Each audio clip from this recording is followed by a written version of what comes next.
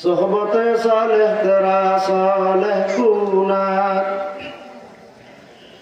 सोहबते सालेह तेरा सालेह कुनात सोहबते तालेह तेरा तालेह कुनात सोहबते बा एक ज़बाना औलिया बेहतर साद सोलेतात बेरिया गले खुशबू इधर हम्माम रोज़े रशीदस्त महबूबे বাদাস্তাম সৎসঙ্গে স্বর্গবাস অসৎসঙ্গে সর্বনাশ। এক মাটির চাকাকে এক ব্যক্তি জিজ্ঞেস করে, এ মাটির চাকা তোমার ভিতরে এত সুন্দর ঘ্রাণ আসলো কোথার থেকে? মাটির চাকা ডাক দিয়ে বলে, এই আমার ভিতরে সুন্দর জ্ঞান আসে, এটা আমার কোনো কৃতিত্ব বা আমার কোনো এখানে কোনো কর্তৃত্ব নাই, আমার এখানে কোনো কৃতিত্ব নাই। আমার বুকের উপরে একটা গোলাপ ফুলের চারা ছিল, ওই গাছের ভিতরে গোলাপ ধরছে, গোলাপের পাপড়ি গুলা জড়িয়া জড়িয়া জড়িয়া জড়িয়া আমার বুকের উপরে পড়ছে। আমার বুকের উপরে ওই পাপড়ি গুলো এমন ভাবে মেলান হইছে, এখন আর গোলাপের চিহ্ন নাই। আমি মাটির চাকার থেকে গোলাপের ঘ্রাণ আসে। এই জন্য সোহবতের খুব দাম। যেই ব্যক্তি সোহবত লাগাইছে পরিবর্তন হয়ে গেছে। ওই শরীয়তপুর গেছিলাম, এক আল্লাহর বান্দা এলাকার ভিতরে খুব অরাজকতা, মদ পান সহ বিভিন্ন ধরনের তসরুফ করত। লোকজন তাকে বুঝাইয়া শোনাইয়া তাবলীগে নিয়ে গেছে। আল্লাহর বান্দার ভিতরে দিনের বুঝ আসছে। এখন আল্লাহর বান্দা 3 দিন থেকে আসি এক চিল্লায় চলিয়া গেছে। এক চিল্লার থেকে আসার পর এখন আর আল্লাহর বান্দার ভিতরে মদের নেশা নাই, এখন আর সন্ত্রাসীর নেশা নাই। এখন শুধু চলতেও মাওলা, ফিরতেও মাওলা, জবানের ভিতরে জিকির, চোখের মধ্যে পানি, আর জবানে জিকির আল্লাহু আল্লাহ। এমন একটা অবস্থান তৈরি হয়ে গেছে, নিজের জীবনের গুনার কথা স্মরণ করিয়া মনে হইতেছে নিজে বড় আফসোস করতেছে। আর প্রত্যেকটা মুহূর্তে মাওলারে ডাকতেই আছে, ডাকতেই আছে, ডাকতেই আছে। স্ত্রীর উপর জুলুম করতো, সেটা আর করে না। এলাকার মানুষ এখন আর তার ব্যাপারে কোনো অভিযোগ দেয় না। এখন এমন এক অবস্থান তৈরি হয়েছে, আল্লাহর বান্দা এখন আল্লাহর ওলিতে পরিণত হয়ে গেছে। বাজারটা সম্পূর্ণ সোহবতের ফসল। ওই তো গত কিছু বছর আগের ঘটনা। সিলেটের ভিতরে কোম্পানিগঞ্জে কালু মাস্তান ছিল। কালু মাস্তান, কালু মাস্তান এত ভয়ঙ্কর মাস্তান, মা তার সন্তানকে কালু মাস্তানের কথা বলিয়া ঘুম পড়াইত। বাচ্চা কালু মাস্তানের কথা শুনলে ঘুমাইয়া যাইত। মা তার সন্তানকে কালু মাস্তানের কথা বলিয়া খাবার খাওয়াইত।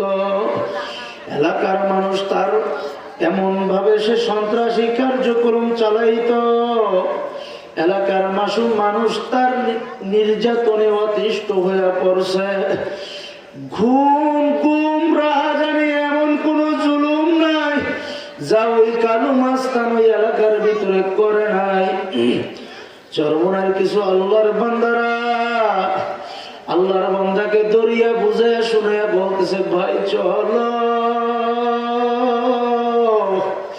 আমরা 3 দিনের জন্য একটু বরিশাল থেকে ঘুরিয়ে আসি। ডাক দিয়া বলে, না আমার বরিশাল যাওয়ার সময় নাই। কয় ভাই একটু চলো আমরা 3 দিনের জন্য একটু পিকনিক থেকে ঘুরিয়ে আসি। কোন রকম বুঝে শুনাইয়া দীর্ঘদিন মেহনত করিয়া রাজি করিয়া চরমনাই নিয়ে আসবে। শর্ত এমন লাগাইছে, আমাকে চরমনাই নিতে হইলে আমাকে বিড়ি দেওয়ার ব্যবস্থা করা লাগবে, আমাকে মদের ব্যবস্থা করা লাগবে। এই মদ পার না করলে আমার মাথা ঠিক থাকে না। চরমনাইয়ের পাগলরা ডাক দিয়ে কয়, ভাই তোমার জন্য সব ব্যবস্থাই আমরা রাখবো, 3 দিনের জন্য আমাদের সাথে চলো।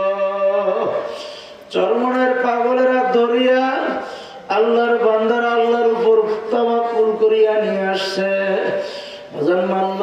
মাওলা ফালাহুল কুল, যেই আল্লাহর বান্দা বান্দি আমার মাওলার জন্য হয়ে যাবে, আমার মাওলা ওই বান্দা বান্দির জন্য হয়ে যাবে। আমার মাওলার পথে যখন চলা শুরু করবে, আমার মাওলাও কিন্তু রাস্তা বন্ধ করে দিবে। চরমনাইতে তাকে ধরিয়া নিয়ে আসছে।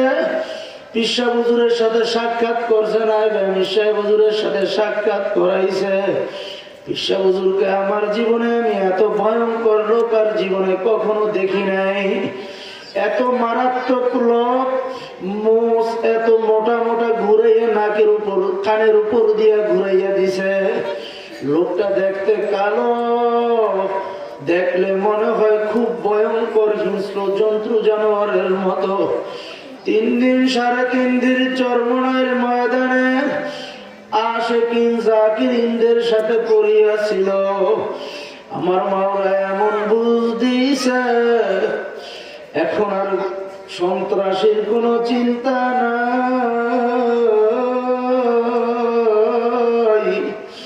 মদপানেরও খবর না। ফুফায়া ফুফায়া ছোট বাচ্চাদের মতো কান্দা আর ডাক দেওয়া বলে, মালিক সারাটা জীবন আপনার নাফরমানিতে কাটাইয়া দিলাম, আজকে দিনের বুঝ পাইছি, আপনি যদি মাফ না করে আমি গুনাহগার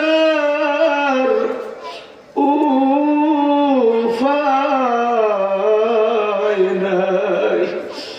এ চটকি মারার মানুষ পায়ে হাত ধরিয়া বলিয়া যাই, বাজান সোহবতে যান, যার কাছে ভালো লাগে তার কাছে যান। কারণ বাজান দুনিয়াতে থাকতে পারবেন না। যদি দুনিয়াতে স্থায়ী ভাবে থাকার সুযোগ হইতো, বলতাম যে এইভাবে ইচ্ছা সেইভাবে চলেন, কোনো সমস্যা নাই। আমার বাজানদেরকে বলবো, এই দুনিয়া থাকার জায়গা না, থাকা কিন্তু যাবে না। নবী আমার ডাক দিয়া বলে, এ দুনিয়ার মানুষ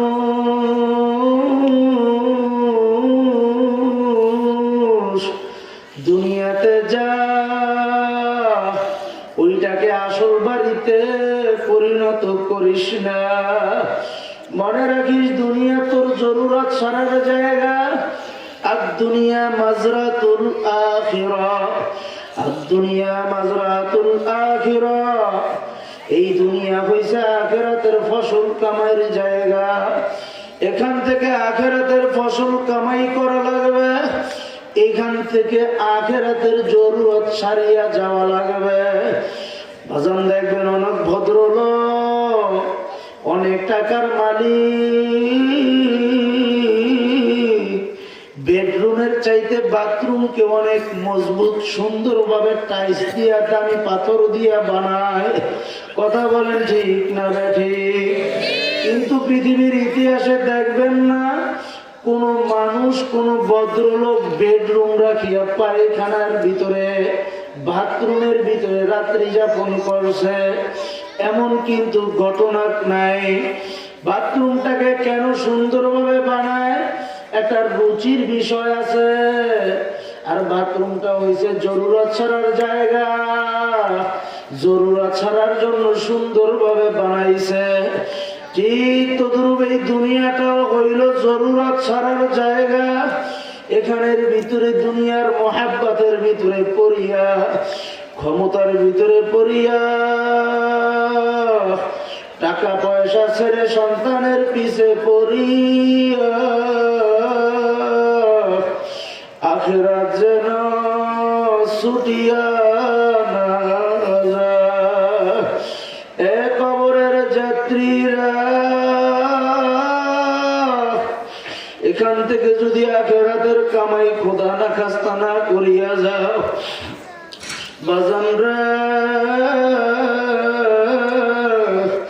ওই কবর প্রথম জগৎ আলমে বরজ, কবর আর কবর থাকবে না।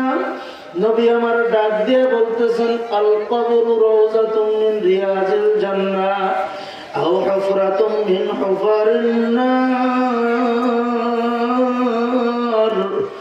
কবরটা কারো জন্য জান্নাতের বাগিচা হয়ে যাবে, কারো জন্য জাহান্নামের কুণ্ডুলিতে পরিণত হবে।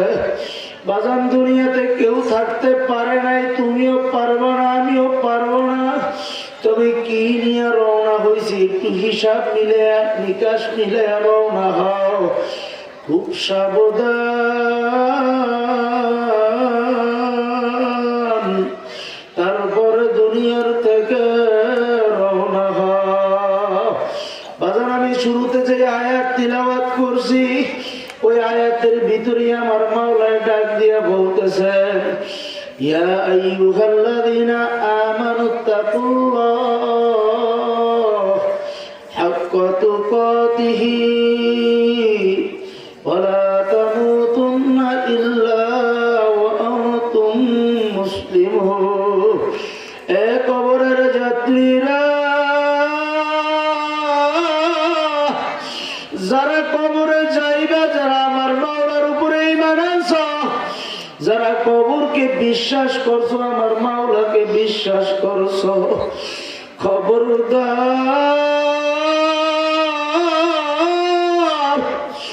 মৃত্যুর বিছানায় শুয়ো না। খবরদার মুসলমান না হইয়া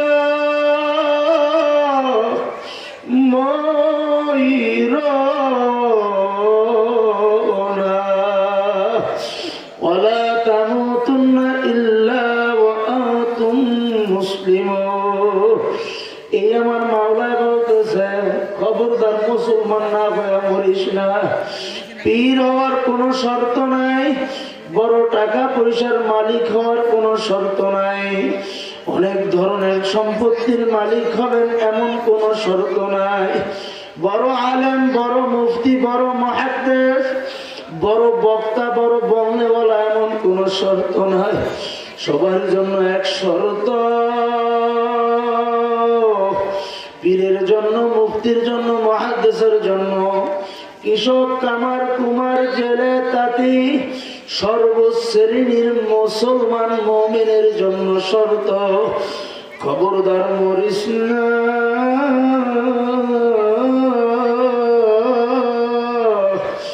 মুসলমান না হইয়া মরিস না। এখন বোঝা লাগবে বাজান মুসলমান কি জিনিস। মুসলমান হইল গর্দান ঝুঁকে দেয়ার নাম। এই জন্য কোন এক কবি বলছেন মুসলমানি বুয়াদ গর্দান নেহাদান এনানে খুদ বদস্ত খাজাদাদান সফর দাম বাতু মা আয়ে ফেশরা তুদানি হিসাবা কামা বেশরা। মুসলমান হইছে গর্দান ঝুঁকে দেওয়ার নাম। মুসলমান হইছে গর্দানকে নিজের অস্তিত্বকে বিলীন করিয়া দেওয়ার নাম। যেমনি ভাবে ঘোড়া নিজের গলায় লাগাম লাগাইয়া মালিকের হাতে সুপর্দ করিয়া দেয়, মালিক ঘোড়ার লাগাম ধরিয়া যখন টান মারে ঘোড়া অমনি ভাবে জায়গায় খাড়াইয়া যায়। লাগাম যখন ঢিল দেয় ঘোড়া চলতে থাকে। ঘোড়ার কোনো নিজস্ব শক্তি নাই, নিজের মন মতো চলবে এমন কোন শক্তি ঘোড়ার হাতে নাই। লাগাম মালিকের হাতে সুপর্দ করিয়া দিছে, মালিক যেখানে টান দিবে ওই জায়গায় থামিয়া যাবে, যেই জায়গায় ছাড়বে ওই জায়গায় চলতে থাকবে। এ কবরের যাত্রীরা, তোমার আমার গলায় ইমানের রশি লাগায়া, কালিমার রশি লাগায়া আল্লাহ আল্লাহর রাসূলের হাতে সুপর্দ করিয়া দেওয়া লাগবে। আমার মাওলানা যেইভাবে বলছে নবীর তরিকা যেরকম ওইভাবে নিজের ব্যক্তিগত জীবন, পারিবারিক জীবন, সামাজিক জীবন, অর্থনৈতিক জীবন, রাজনৈতিক জীবন, সিরাতে সুরাতে আমলে মুআমালাত মুআশারাত প্রত্যেকটা জায়গায় আমার মাওলার হুকুম অনুযায়ী নবীর তরিকা অনুযায়ী চালানোর নামই হইছে মুসলমানি। বয়ান বুঝেন? বয়ান বোঝা যায়? মুসলমানি হইল নিজের গর্দান ঝুঁকে দেওয়ার নাম। তার মানে আর নিজের মন মতো জীবন চালানো যাবে না। সুদ একটু খাইতে মনে চায়, মানুষ বলতে তো সুদ একটু খাইতে মনে চাবে। কথা বলেন ঠিক না বেঠি? সুদে জড়াইলে টাকা মারে, অবৈধভাবে ক্ষমতা দখল করতে মনে চায়, একটু ঘাট দখল করতে মনে চায়, একটু ক্ষমতার অপব্যবহার করতে মনে চায়, জুলুম করতে মনে চায়, এটা মন চাবে। মানুষ যেহেতু হিসাবে জন্মগ্রহণ করছি, ইচ্ছা শক্তি যেহেতু আছে, বাজান মনে রাখা লাগবে ফেরেশতারা সব সময় আমার মাওলার হুকুমের উপরে চলতে থাকে। কারণ তাদের ভিতরে মাওলার হুকুম মানার শুধু যেই হুকুমে তাদেরকে সেটিং তৈরি করিয়া দিছে, তারা ওই সেটিংস এর উপরে আছে। তাদের কোনো ইচ্ছা শক্তি নাই। তাদের মনে চায় না আমরা খাবার খাবো, তাদের মনে চায় না আমরা যৌন চাহিদা একটু ব্যবহার করব, স্ত্রী ব্যবহার করব, মনে চায় না একটু ক্ষমতা ব্যবহার করব। ফেরেশতাদের এমন কোনো ইচ্ছা নাই। কিন্তু আমার মাওলা আশরাফুল মাখলুকাত মানুষ বানাইছে, সাথে সাথে এদের ভিতরে ইচ্ছা শক্তি দিয়া দিছে। এই জন্যই তো কিতাবের ভিতরে আসছে আম মানুষ আম ফেরেশতাদের চাইতে আফজাল, খাস মানুষ খাস ফেরেশতাদের চাইতে আফজাল। মানুষের মর্যাদা এত বেশি, ফেরেশতাদের চাইতেও বেশি। মানুষ আল্লাহর পথে চলতে চলতে যখন খাস বান্দায় পরিণত হয়, ওই মানুষটা ফেরেশতাদের চাইতেও দামি।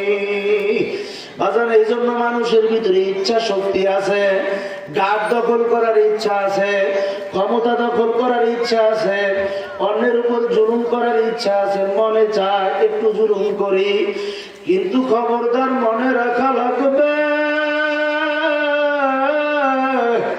আমার মাওলায় বলছে জুলুম করা যাবে না, অন্যায় করা যাবে না, এক কথায় হারামের কাছেও যাওয়া যাবে না। এই কিছুক্ষণ আগেই তো ইমানের রশি গলায় লাগাইয়া মাওলার হাতে সুপর্দ করছি কি করে নাই? কারণ মুসলমানি কিসের নাম? ইমানের। এই বয়ান হইয়াছে মুসলমানি হইল কালিমার রশি গলায় লাগাইয়া আল্লাহ আল্লাহর রাসূলের হাতে সুপর্দ করিয়া দেওয়ার নাম। তার মানে আমার মাওলায় যেই নির্দেশ করছে, আমার নবী যেই তরিকা দেখাইছে, ওই তরিকার বাইরে যাওয়া যাবে না। মনে চাবে করা যায় জন্যই তো আমার নবী বলছে আদ-দুনিয়া সিজনুল মুমিন ওয়া জান্নাতুল কাফির। কাফেররা মন যা চায় দুনিয়ার ভিতরে তাই করবে। কাফেরদেরকে আমার মাওলা দুনিয়ার মধ্যে মা তাশতাহি আনফুসুকুম, যেভাবে মনে চায় তারা সেইভাবে চলবে। কিন্তু কাল কিয়ামতের ময়দানে হিসাব নিকাশের পরে যখন আমাদেরকে আমার মাওলার খাস বান্দাতে আমরা পরিণত হইয়া যাব, আল্লাহ আপনি আমাদের সবাইকে কবুল করিয়া নেন। জান্নাতে যখন পাইয়া যাব, ওই জান্নাতে যখন ডুবব,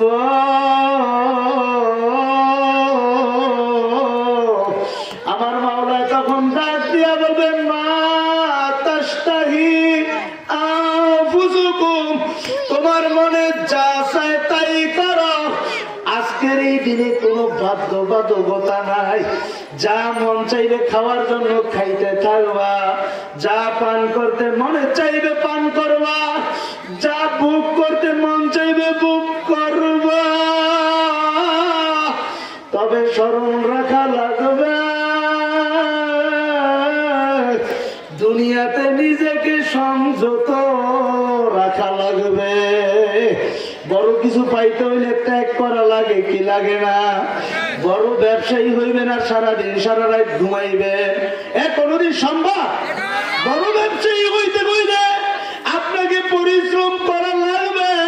বড় রাজনীতিবিদ হইতে হইলে জনগণের লোকে মেলা লাগবে। যে যেই জিনিস কামিয়াবি অর্জন করতে চায় সে সেই জিনিসের জন্য মেহনত লাগবে। এই কবরের যাত্রীরা কালকে আমাদের ময়দানে যদি জান্নাতের টিকিট পাইতে চাও, দুনিয়ার থেকে মুসলমান হইয়া মরো। কে বলছে? কে বলছে? জোরে বলে। আমার মাওলাই বলছে দুনিয়ার থেকে যদি মুসলমান হয়ে যাইতে পারো, ঈমানকে মজবুত করিয়া যাইতে পারো, ইন্নাল্লাযীনা আমানু ওয়া আমিলুস সালিহাতি কানাত লাহুম জান্নাতুল ফিরদাউসি নুজুলা। আমার মাওলা ডাক দিয়া বলে রে ঈমানদার, ঈমান মজবুত কর, ঈমানটাকে ভালোভাবে আন, এরপরে আমলে সলেহ তথা নেক আমল কর। এই যে কিছুক্ষণ আগে বলছি মাওলার হাতে কালিমার রশি ছাড়িয়া দে, এইভাবে যদি আল্লাহর ফজলে ছাড়িয়া দিয়া আল্লাহর হুকুম অনুযায়ী নিজের ব্যক্তিগত জীবন থেকে রাজনৈতিক জীবন, আন্তর্জাতিক জীবন পর্যন্ত মাওলার হুকুম অনুযায়ী চালাইতে পারো, মাওলায় ঘোষণা দিতেছেন কানাত লাহুম জান্নাতুল ফিরদাউসি নুজুলা, তোমার জন্য অপেক্ষা করতেছে জান্নাত। কারা কারা জান্নাতে যাইতে রাজি আছে? আল্লাহ আপনি সবাইকে কবুল করে নেন। এই জন্য বাজান জান্নাত যাওয়ার জন্য জান্নাতের প্রস্তুতি এখান থেকে নেওয়া লাগবে, জান্নাতের কামাই এখান থেকে নেওয়া লাগবে। যে আয়াত তিলাওয়াত করছি ওই আয়াতের শুরুর অংশে আমার মাওলায় মুমিনদেরকে বলতেছে, মুমিনেরা আমি মাওলাকে ভয় করো, ভয় করার মতো। মুসলমান হইতে হইলে, মাওলার হুকুম মানতে হইলে, কালিমার রশি গলায় লাগাইতে হইলে, যদি পরিপূর্ণ মাওলার হুকুম অনুযায়ী জীবন চালাইতে চাও, মাওলা ভীতির বিকল্প নাই। এ চচ্চর কি মারার মানুষ সময় আমার মনে হয় খুবই কম। যতক্ষণ কথা বলি খুব ভালোভাবে খেয়াল করি আসো না। আমি যে আলোচনাগুলো শুরুতে করছি ওই আলোচনার সাথে শেষের আলোচনা মিল রাখা লাগবে। বাজান বলছিলাম কি, মুসলমান হইয়া তারপরে কই যাও? কবরে যাও। আর মুসলমান কিভাবে হওয়া যাবে? মাওলার হুকুম মানার জন্য কালিমার রশি গলায় লাগায়া আল্লাহ আল্লাহ রসুলের হাতে সুপর্দ করিয়া দেওয়ার নাম কি? জোরে বলো, আল্লাহ আল্লাহ রসুলের হাতে কালিমার রশি সুপর্দ করিয়া দেওয়ার নাম কি? আর এই মুসলমান পরিপূর্ণ হওয়ার জন্য মাওলা ভীতির বিকল্প নাই। বাজান, অপকর্ম হয় কখন? যখন মাওলার ভয় না থাকে, তাকওয়া না থাকে, তাকওয়াল্লাহ না থাকে। এই জন্য আয়াতের শুরু অংশে আমার মাওলা বলছে, ইয়া আইয়ুহাল্লাযীনা আমানুত্তাকুল্লাহ, এ মুমিনরা আমি মাওলাকে ভয় করার মতো ভয় করো। খবরদার মুসলমান না হইয়া মইরো না। কারণ বাজান, মাওলার ভয় যদি না থাকে, যা ইচ্ছা তাই করতে পারবা। এই যে দেখেন নাই কিছুদিন আগে 5ই আগস্টের পূর্বে আমার কচি কচি বাচ্চাদেরকে আমার ছাত্র ভাইদের বুকের মধ্যে বুলেট মাইরা কিভাবে হত্যাযজ্ঞ চালাইল। এরাও তো মুসলমান, কিন্তু এরা কিভাবে হত্যা করলো? কারণ কি? এদের ভিতরে তাকওয়া নাই। তাকওয়া অর্থ কি ভালোভাবে বোঝেন? তাকওয়া কাকে বলে? তাকওয়া হইল আল্লাহর ভয়ে গুনাহ ছাড়িয়ে দেওয়ার নাম। সবাই বলেন, তাকওয়া কাকে বলে? আল্লাহর ভয়ে গুনাহ ছাড়িয়ে দেওয়ার নাম। যাদের ভিতরে আল্লাহর ভয় নাই, তারা যা ইচ্ছা তাই করতে পারে। এই যে ছাত্রদের বুকের মধ্যে গুলি চালাইল, এরা মুসলমান কি মুসলমান না? জোরে বলেন, মুসলমান কি মুসলমান না? কিন্তু এই নরপশুর মতো এই কাজ মুসলমান হয়ে কিভাবে করলো? এদের ভিতরে তাকওয়া নাই, আল্লাহর ভয় নাই। এই জন্য আমার বাজানদেরকে বলবো, যেই জায়গায় যান মুমিন হন, আর হাজী হন, আর কাজী হন, আলেম হন, বাবা আমি আমার কথাই বলি, মুফতি সাহেবের কথা বলি, গাজী সাহেবের কথা বলি, যত বড় পীর হও, আল্লাহ ভীতি না থাকলে পরিপূর্ণ মুসলমান হওয়া সম্ভব না। কারণ আল্লাহর ভয় না থাকলে যা ইচ্ছা তাই করা যায়, আল্লাহ ভীতি না থাকলে যা ইচ্ছা তাই করা যায়। এই যে 15 বছরে হাজার হাজার কোটি টাকা বিদেশে পাচার করছে, এরা মুসলমান কি মুসলমান না? কিভাবে করলো? আল্লাহর ভয় নাই। এখন বর্তমানে যারা ক্ষমতার নেশায়, বাবা তুমি আমার উপর রাগ হইও না, তোমার সাথে আমার কোনো দ্বন্দ্ব নাই। আমি বলার দরকার বলিয়া যাই, তুমি মানবা কি মানবা না তোমার মাওলার সাথে তুমি বুঝিয়া নিও। আমি তোমার পিছে লাঠি নিয়ে আমি দৌড়াবো না।